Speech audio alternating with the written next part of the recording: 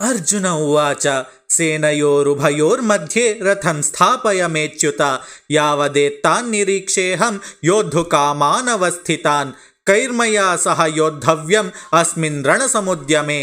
ಅರ್ಜುನನು ಕೃಷ್ಣನಿಗೆ ಹೇಳುತ್ತಾನೆ, ಓ ಅಚ್ಯುತನೆ, ಎರಡೂ ಸೈನ್ಯಗಳ ಮಧ್ಯೆ ನನ್ನ ರಥವನ್ನು ನಿಲ್ಲಿಸು.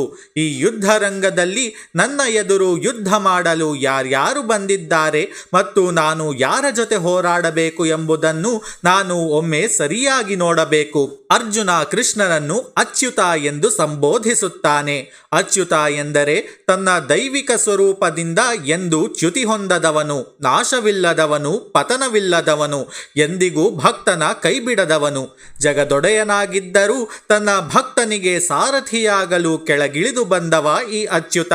ತನ್ನ ಭಕ್ತನಿಗಾಗಿ ಎಷ್ಟೇ ಕೆಳಗಿಳಿದು ಬಂದರೂ, ಸಾರಥಿಯ ಕೆಲಸ ಮಾಡಿದರೂ ತನ್ನ ಘನತೆ ಅಥವಾ ದೈವತ್ವಕ್ಕೆ ಚ್ಯುತಿ ಬಾರದಿರುವವನೇ ಈ ಅಚ್ಯುತ.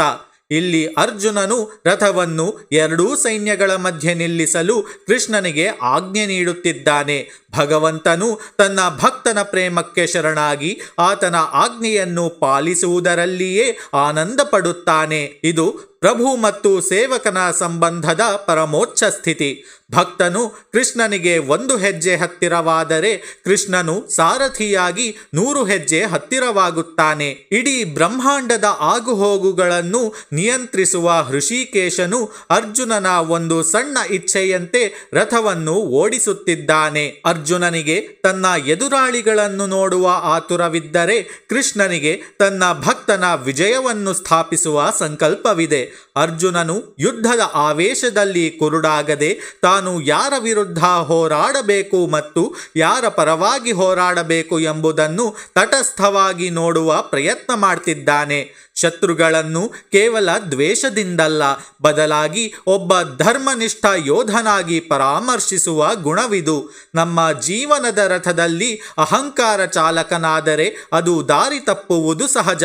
ಆದರೆ ಪರಿಶುದ್ಧ ಜ್ಞಾನ ಮತ್ತು ವಿವೇಕದಿಂದ ಕೃಷ್ಣನಿಗೆ ಲಗಾಮನ್ನು ನೀಡಿದರೆ ಎಂತಹ ಕುರುಕ್ಷೇತ್ರದಲ್ಲೂ ನಾವು ಧೃತಿಗೆಡದೆ ವಿಜಯ ಸಾಧಿಸಬಹುದು.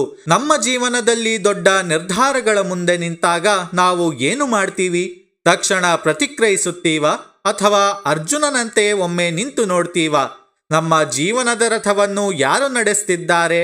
ನೀವೇ ಯೋಚಿಸಿ ನೋಡಿ. ಹರೇ ಕೃಷ್ಣ.